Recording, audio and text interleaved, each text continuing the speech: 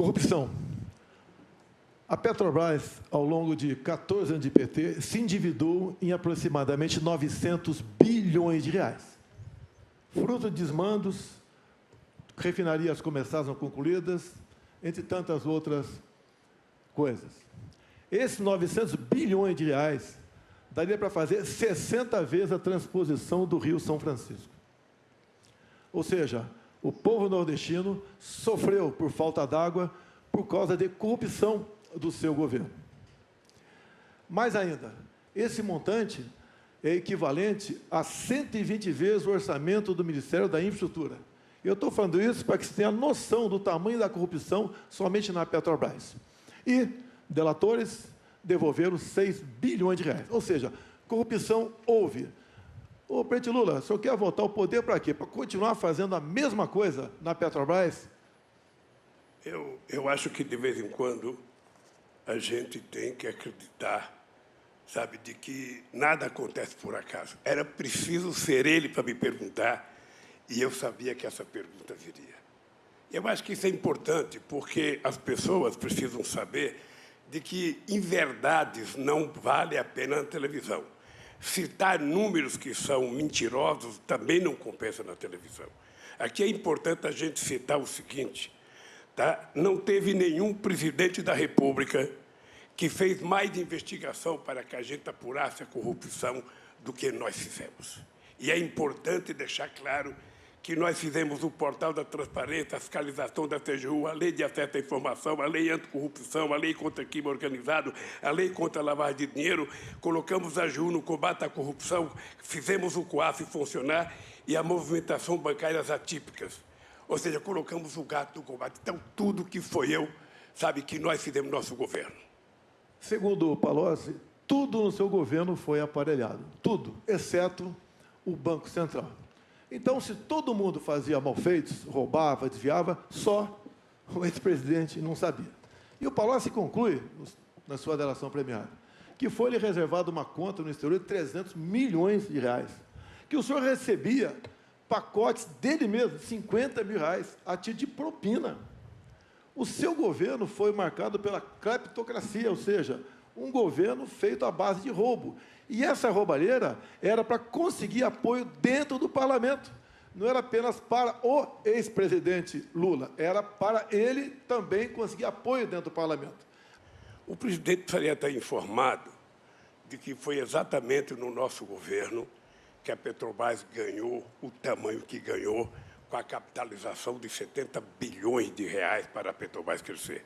O presidente precisava saber que o meu governo é marcado pela maior política de inclusão social, pela maior geração de emprego, pelo maior aumento de salário mínimo, pelo maior investimento na agricultura familiar, pelo maior investimento na criação da Lei Geral da Pequena Empresa, pela criação do Simples, ou seja, o nosso governo, além disso, foi o governo que mais fez investimento na educação. É exatamente isso que é a marca do meu governo. 51 milhões de hectares de terra disponibilizados para efeito de assentamento de pessoas nesse país. O menor desmatamento da Amazônia foi feito no meu governo, dos acordos que nós fizemos. Foi o meu governo que deu cidadania ao Brasil nas suas relações internacionais. Nunca antes, na história do Brasil, o Brasil foi tão respeitado no mundo, respeitado pelos Estados Unidos, respeitado pelo Chile, pela China, pela Rússia, sabe, pela Índia, respeitado pela União Europeia. E foi exatamente no meu governo que nós fizemos com que o país que não tinha um fluxo comercial sequer de 100 bilhões de dólares, ultrapassasse 500 bilhões de dólares de comércio no exterior. Esse país, que era um país que, quando eu deixei a presidência, estava crescendo a 7,5%. Esse país, que teve 20 milhões de empregos com carteira profissional, é o país que o atual presidente está destruindo. Está destruindo porque ele adora com bravata, adora falar números que não existem, adora entender que o povo que está aí ouvindo a gente acredita no que ele fala. Até o ano passado era de R$ 192 em média. Nós passamos para 400 de forma definitiva, contra o voto do PT na Câmara. Ato contínuo, nós nesse ano, por uma PEC, acrescentamos R$200 até o final do ano. Ou seja, no momento, o Auxílio Brasil é de R$600. E nós vamos manter esse valor a partir do ano que vem. Tá?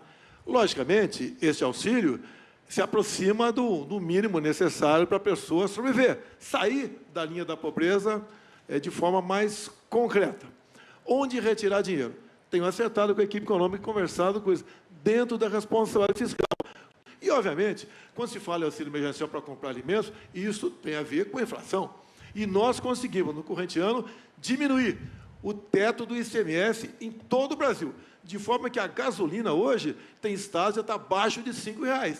Tem estados também que o álcool, o etanol, está abaixo de R$4, contra o voto dos senadores do PT lá no Senado Federal.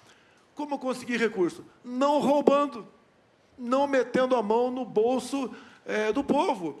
Em governos anteriores, as estatais davam lucro muito baixo ou até prejuízo. No nosso governo, o lucro está chegando à casa dos R$200 bilhões. E nós temos, deixar bem claro, quando se fala em orçamento como um todo, aumentando a arrecadação, diminuindo impostos, como diminuímos o IPI por decreto, como temos diminuído impostos em vários produtos, imposto de importação, vários produtos. Ou seja, é um governo que está agindo na contramão do que sempre fizeram no passado. O outro lado, muitas vezes, fala em taxar grandes fortunas. Isso faz com que o capital vá embora. Ou seja, o nosso governo tem esse olhar, tem recursos, tem meios e fará com responsabilidade essa manutenção dos R$600. Bom, é importante lembrar que a manutenção dos R$600 não está na LDO que foi mandada para o Congresso Nacional. Ou seja, significa que existe uma mentira no ar. Não está na LDO a manutenção dos R$600. A segunda coisa, que é em verdade, é que o PT, já faz 2 anos que o PT tem reivindicado os R$600 no Bolsa Família. A bancada do PT votou favorável, porque a bancada do PT acha que o povo tem que receber efetivamente esse auxílio, mas é preciso que a gente faça essa política concomitante com a política de crescimento econômico, com a política de geração de emprego, de geração de oportunidade de pessoas, coisa que não está pensado em nenhum momento. O PT foi contra o R$400 lá atrás, votou sim, para de mentir. Está no teu DNA, mentir e inventar números. Né? No corrente ano, discursaram contra e votaram a favor. Questão de LDO, você resolve. Eu tenho contato com liderança da Câmara. Após as eleições, podemos fazer algo mais concreto, mais detalhado, para buscar recursos para pagar os R$600. Nós não podemos ser aqui inconsequentes, ficar anunciando, vou dar isso, vou dar aquilo, vou tirar imposto de renda de professor, não sei o que, só mentira. Tá? O orçamento é outra coisa, temos um teto de gasto e temos onde tirar recursos. Temos muita coisa planejado nesse tocante. Tenho certeza, os mais pobres, diferentemente do PT lá atrás, por que o PT lá atrás não aumentou, pagava uma miséria de Bolsa Família? Era uma miséria. Tinha gente que ganhava R$80 por mês, família ganhando R$80 por mês, e nós agora entramos nessa área para valer. Está preocupado com votos. Apenas votos. Nós temos ao nosso lado a verdade e a responsabilidade. Nunca tivemos tanto dinheiro de fora do Brasil investido aqui, inclusive em torno de 20% do nosso PIB. É um governo que está dando certo, a economia está bombando e o Brasil está sendo exemplo para o mundo nessa área. Vou perguntar para a candidata Simone Tebet. Candidata, a senhora teve uma participação extraordinária na CPI da Covid.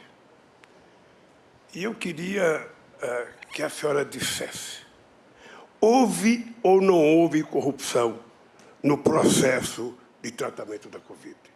Houve ou não houve negligência do governo no cuidado da vacina?